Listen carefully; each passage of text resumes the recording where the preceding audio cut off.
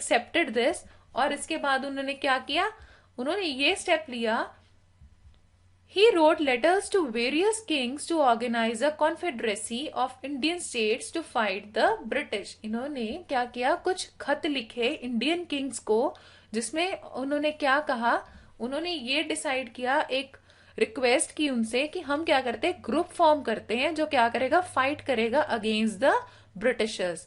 Many Kings and local leaders joined him. बहुत से जो किंग्स थे और जो लोकल लीडर्स थे, उन्होंने उन्हें ज्वाइन कर लिया इस रिबेलियन में। अब उन्होंने ज्वाइन क्यों किया, ऐसा था कि जैसा कि अभी तक हमने ये पढ़ा कि जितने भी इंडियन किंग्स थे, ब्रिटिशर्स क्या कर रहे हैं, उनसे उनकी लैंड छीन लेते हैं ना, अलग अलग पॉलिसीज बना के, चाहे वो डॉक्ट्रीन ऑफ लैप्स है या सब्सिडरी अलायंस है या वट एवर इट इज। तो इंडियन किंग्स को ये लगता था कि अगर हमें साथ मिल जाता है बहादुर शाह जफर का, और अगर हम ब्रिटिशर्स को इंडिया से बाहर कर देते हैं, तो एक तो हमारी टेरिटरी बच जाएगी और हमारा राजपाट बच जाएगा, तो हम आराम से अपने राजपाट को चला पाएंगे। तो इसके बाद क्या हुआ, द रिबेलियन स्प्रेड, यानी जो ये रिबेलियन था ना, ये पूरा का पूरा, ये सब जो था, ये पूरे देश में फैलना शुरू हो गया, स्प्रेड होना शुरू हो गया। अब अलग अलग जो लोग थे वो इसमें हिस्सा लेने लगे, जैसे कि नाना साहेब, जिन्हें आप इस इमेज में देख रहे हैं, ही गैदर्ड फोर्सेस अगेंस्ट ब्रिटिशर्स। अब नाना साहेब कौन थे, ये एडॉप्टेड सन थे पेशवा बाजीराव सेकंड के। तो इन्होंने ये डिक्लेयर किया कि ये क्या होंगे, ही सेड कि अब वो बहादुर शाह के गवर्नर के तौर पे इस सारे रिबेलियन में पार्टिसिपेट करेंगे और ब्रिटिशर्स के खिलाफ युद्ध छेड़ेंगे। इसके अलावा Rani Lakshmibai joined the rebel forces along with Tantia Tope. Rani Lakshmibai, जैसे कि आप जानते थे कि उनसे उनका झांसी जो था वो छीन लिया जा रहा था बाय द ब्रिटिशर्स, क्योंकि उनके पास एक एडॉप्टेड सन था और डॉक्ट्रीन ऑफ लैप्स की पॉलिसी के बेसिस पे वो उनसे झांसी छीन रहे थे। तो रानी लक्ष्मीबाई ने क्या किया, रिबेल फोर्सेस से ज्वाइन कर लिया और वो युद्ध में उतर पड़ी, किनके साथ, तांतिया तोपे के साथ, जिन्हें कि आप यहाँ इमेज में देख रहे हैं। अब ये तांतिया तोपे जो थे, ये जनरल थे नाना साहेब के, ये उनकी आर्मी में जनरल की पोस्ट पे थे और इन्होंने भी इस युद्ध में पार्टिसिपेट किया। साथ ही साथ ऐसे और भी लोग थे जो इस रिबेल में जुड़ गए। तो ये लोग कौन थे, ये लोकल लीडर्स थे। So many new leaders joined this revolt. अब उन अगर लीडर्स की बात करें तो सबसे पहले कौन थे, Birjis Qadr. He was son of Awadh king Wajid Ali Shah and Begum Hazrat Mahal. हमने पढ़ा था ना कि जो अवध था उसकी टेरिटरीज को ब्रिटिशर्स ने छीन लिया था। पहले तो उन्होंने 1801 में छीना था, क्या बेसिस बना के, कि सब्सिडरी अलायंस का एक रीजन देके, और बाद में उन्होंने कहा कि मिस गवर्नमेंट हो रहा है, और फिर पूरा अवध उन्होंने एक्वायर कर लिया था। तो बिरजस कादर जो थे, उन्हें ये अपने साथ एक बहुत ज्यादा गलत, एक नाइंसाफी होते हुए लगा था, इसलिए उन्होंने भी इस रिवोल्ट में पार्टिसिपेट किया।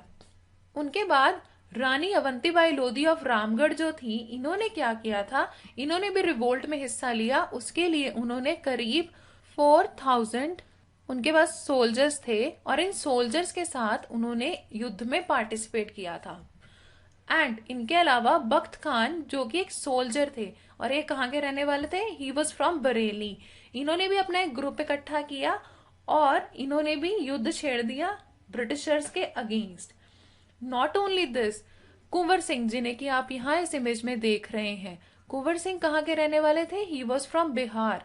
तो इन्होंने भी इस तरह से एक पूरा ग्रुप इकट्ठा किया अपना और रिवोल्ट के लिए उतर पड़े।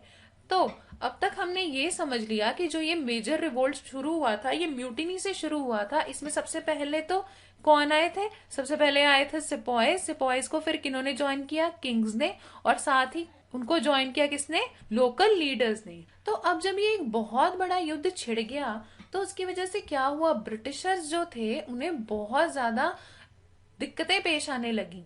किस तरह से कि बहुत से जो उनके अक्वायर्ड टेरिटरीज थी उनपे इन रिबेल्स ने क्या कर लिया था, कब्जा कर लिया था।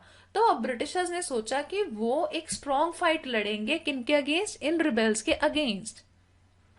So the company fights back. अब कंपनी ने ये सोच लिया था कि अब वो एक मेजर तरीके से इनके ऊपर अटैक करेंगे, सो दैट इस रिबेल को क्या किया जा सके, पेसिफाई किया जा सके। उसके लिए उन्होंने क्या किया, द कंपनी ब्रॉड री फ्रॉम ब्रिटेन। अब कंपनी ने क्या किया, बहुत री ब्रिटेन से मंगवाई, यानी बहुत सारे सिपाही, बहुत सारे हथियार जो थे उन्होंने ब्रिटेन से मंगवाए और इस युद्ध में उतर पड़े। नेक्स्ट उन्होंने क्या किया, लॉज व पास टू कन्विक्ट रिबेल्स इजीली, यानी ऐसे कानून बनाए गए कि जो भी रिबेल्स थे उनके ऊपर आसानी से केस चलाया जा सके और उन्हें सजा दी जा सके, चाहे तो उन्हें जेल में डाल दिया जाए या उन्हें फांसी की सजा दे दी जाए। And Delhi was recaptured by Britishers in 1857।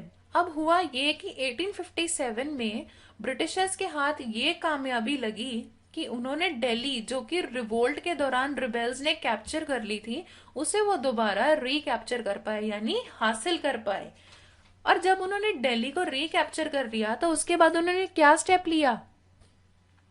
Well, the last Mughal ruler, Bahadur Shah, and his wife were sent to the prison of Rangoon, where the king died in 1862. अब यहाँ आप जो ये इमेज देख रहे हैं, इसमें आपको यही दिखाया गया कि जो बहादुर शाह जफर थे उन्हें क्या कर लिया गया, कैद कर लिया गया।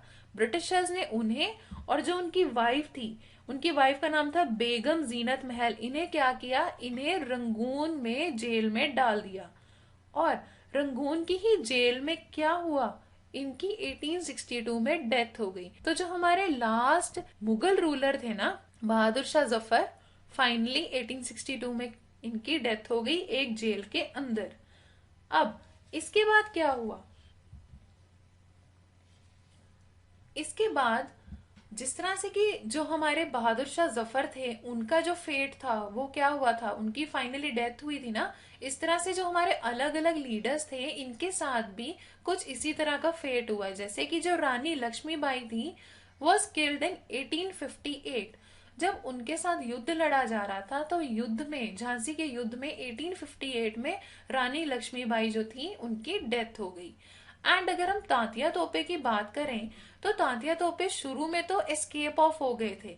इन्होंने क्या किया, ये जंगल में जाके छुप गए और जंगल में इन्होंने क्या किया, वहां पे इन्होंने कुछ ट्राइब्स को इकट्ठा किया और इन ट्राइब्स के सहारे इन्होंने युद्ध छेड़ दिया था ब्रिटिशर्स के अगेंस्ट। लेकिन बाद में इन्हें कैप्चर कर लिया गया, इनके ऊपर एक केस चला और 1859 में क्या हुआ, इन्हें मार दिया गया।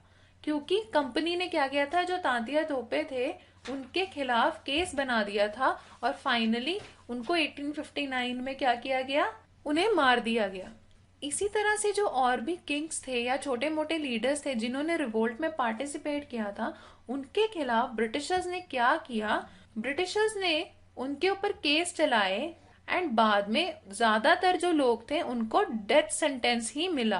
तो अब हमें ये पता चल चुका है कि एक युद्ध जो शुरू हुआ था, बाद में उसके जो लीडर्स थे उनके साथ क्या क्या मुश्किलें पेश आईं। इसके बाद क्या हुआ, इसके बाद ब्रिटिशर्स जो थे, फाइनली ब्रिटिश टुक कंट्रोल ओवर लॉस्ट प्लेसेस, यानी वो सारे टेरिटरीज जो कभी ब्रिटिशर्स के हाथों से छीन ली थी इस रिवोल्ट ने, तो अब वापस से उन्होंने उनके ऊपर कंट्रोल हासिल कर लिया। यहाँ पे इमेज में आपको यही दिखाया गया ना कि उन्होंने फाइट किया और फाइट करके क्या किया, अपना कंट्रोल वापस से स्थापित कर लिया उन प्लेसेस पे जो उनके हाथों से निकल गए थे। Next what they did was they tried to win back loyalty of landlords by offering them rewards. अब जो लैंडलॉर्ड्स थे, जमींदार थे, इन्होंने ये देखा कि ये लोग भी तो किसी ना किसी तरह से रिवोल्ट का हिस्सा बने थे, तो इन्होंने क्या किया, इनकी लॉयल्टी को विन बैक करने के लिए एक तरह से इन्हें ऑफरिंग की, यानी लालच दिया, उन्हें कुछ रिवॉर्ड्स दिए। क्या कहा उनसे कि आज से जो भी लैंड है उसकी जो ओनरशिप है वो आप ही के पास रहेगी और ब्रिटिशर्स कभी भी उस ओनरशिप को आपसे नहीं छीनेंगे। तो इस तरह की आप कह सकते रिवॉर्ड्स देके इन्होंने उनसे उनकी लॉयल्टी जो थी वापस हासिल करने की कोशिश की। एंड जैसा कि हमने पहले भी बात की है कि जितने भी रिबेल्स थे, चाहे वो किंग्स थे, चाहे वो सिपॉइज थे, नवाब्स थे, उन सबको क्या किया गया, उन सबको फांसी की सजा दे दी गई। तो इस तरह की चीजें उस दौरान हुई। So what were the aftermath of 1857, यानी आखिर बाद में इन सब चीजों का जो रिजल्ट था 1857 रिवोल्ट का, वो क्या निकला। देखिए, अगर हमें याद हो तो हमने क्या पढ़ा था, हमने ये पढ़ा था ना कि ब्रिटिशर्स जो थे उनकी क्या होती थी, ऐसी पॉलिसीज होती थी जिसकी वजह से लोगों को दिक्कतें आ रही थी और फिर रिवोल्ट हुआ था। तो इस रिवोल्ट का आफ्टरमैथ ये निकला कि Britishers change some of their policies. अब ब्रिटिशर्स ने क्या किया कि उन्होंने अपनी कुछ जो पॉलिसीज थी उनमें बदलाव कर दिए। अब वो बदलाव कैसे थे? सबसे पहले तो उन्होंने ये चीज की कि द एक्ट ऑफ 1858 वाज पास, और इसके बाद क्या हुआ, इस 1858 एक्ट की वजह से the power was pass to the crown. मतलब ब्रिटेन की जो क्वीन थी ना, उन्होंने ये डिसाइड किया कि जो ईस्ट इंडिया कंपनी है अब उसके पास कोई पावर नहीं रहेगा, और जो पावर है वो किसके पास हो जाएगा? क्राउन, यानी जो क्वीन है उनके पास ये पावर चली जाएगी कि अब वो इंडिया को मैनेज करेंगी। जो भी वहां के अफेयर चल रहे हैं उनको किसने मैनेज करना है? ब्रिटिश क्वीन ने। एंड ब्रिटिश क्राउन के पास ये सारी पावर जो थी ट्रांसफर हो गई। नेक्स्ट पॉइंट ये हुआ कि governor general was now known as viceroy. अब जो गवर्नर जनरल होते थे ना इंडिया के, उनसे उनका वो गवर्नर जनरल वाला जो एक टाइटल था वो उनसे छीन लिया गया। अब उन्हें क्या जाने जाने लगा? उन्हें कहा जाता था वाइस रॉय ऑफ इंडिया। यानी वो किन के लिए सर्व कर रहे थे? वो ब्रिटिशर्स, जो हमारे जो ब्रिटिश किंग या क्वीन है उनके अंडर होकर सर्व कर रहे थे इंडिया में। So, the kings were allowed to rule but under supremacy of Queen of Britain। यानी जो इंडियन किंग्स थे अब उनसे उनकी टेरिटरी कोई भी नहीं छीन रहा था, लेकिन उनके ऊपर एक कंडीशन लगा दी गई। वो कंडीशन ये थी कि जो ब्रिटिश क्वीन थी ना, अब उन्हें एक सुप्रीमेसी का दर्जा दे दिया गया, और जो यहाँ पे इंडियन किंग्स थे वो किन के अंडर रूल कर रहे थे? क्वीन ऑफ ब्रिटेन के अंडर रूल कर रहे थे। एंड नेक्स्ट क्या चीज हुई? जो एक मेजर चीज हुई वो ये थी कि ratio of British soldiers increase in the British army.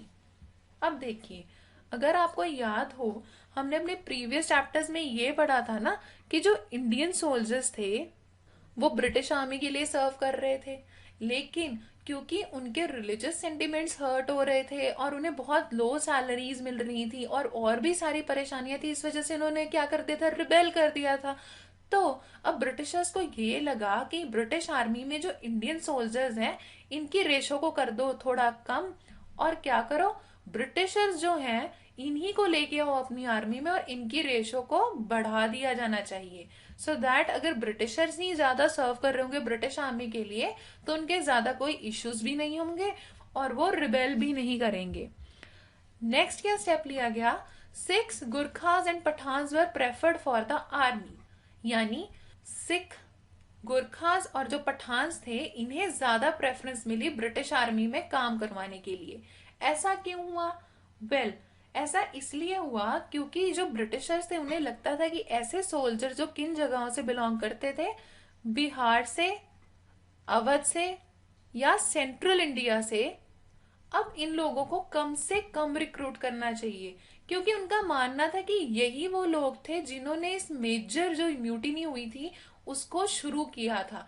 तो उन्होंने क्या डिसाइड किया कि अब इन प्लेसेस पर से हम नहीं लेंगे किसी भी सिपाही को, और ज्यादा से ज्यादा उन्होंने 6 गुरखास और पठान्स को आर्मी में रखना प्रेफर किया और शुरू कर दिया। एंड नॉट ओनली दिस, एक चीज और हुई कि land of Muslims was taken away. यानी जितने भी मुस्लिम्स थे उनसे उनकी जमीनें छीन ली गई और उनके ऊपर बहुत सारे और भी रिस्ट्रिक्शंस लगा दिए गए, क्योंकि जो ब्रिटिशर्स थे ना ये बहुत सस्पिशियस हो चुके थे। इन्हें लगता था कि मुस्लिम्स ही थे मेजर तौर पे जो कि इस रिबेलियन के लिए उनको लगता था जिम्मेदार थे। तो एक तरह से उन्होंने उनके ऊपर बहुत से रिस्ट्रिक्शंस लगाए, उनकी लैंड भी छीन ली, ताकि दोबारा उनके पास कभी भी इतनी इनफ पावर हो ही ना कि वो इस तरह के रिवोल्ट के बारे में सोच पाए। नॉट ओनली दिस, उन्होंने क्या शुरू किया? Britishers started respecting Indian culture. अब उन्होंने जो इंडिया का कल्चर था उसको रिस्पेक्ट करना शुरू कर दिया। हमारी जो प्रथाएं थी, हमारी जो सोच थी, इसके ऊपर वो बहुत ज्यादा अपनी सोच को हावी नहीं करते थे। मतलब हमारे जितने भी कल्चरल जो हमारे फेस्टिवल्स थे, फेयर्स थे, अब इनको अप्रूवल मिलने लग गया ब्रिटिशर्स की तरफ से। अब ये भी उनकी रिस्पेक्ट करने लग गए। And zamindars were given right over there land. जैसा कि हमने पहले भी बात की, जो जमींदार्स थे उन्हें क्या कहा गया कि आपकी जो लैंड है उसके ऊपर आप ही का राइट रहेगा, आप ही की ओनरशिप रहेगी। और उनसे क्या कहा गया कि अब हम कोई ऐसी पॉलिसी नहीं बनाएंगे जिससे कि आपका जो लैंड है वो आपसे छीन लिया जाए, और इंडियंस को ये भी कहा गया कि आज से हम आपके कल्चरल अफेयर्स में ज्यादा दखलंदाजी नहीं करेंगे। तो इस वजह से क्या हुआ, a new phase of history was started, मतलब एक ऐसा फेज शुरू हुआ हिस्ट्री का जिसमें ब्रिटिशर्स ने कोशिश की कि वो इंडियंस को इक्वली ना सही मगर थोड़ा सा एक तरह से उनको रिस्पेक्ट देने लगे। उनका जो ट्रीटमेंट था इंडियंस की तरफ, इंडियन कल्चर की तरफ, वो थोड़ा सा बेटर होने लगा। So with this we come to an end of our chapter.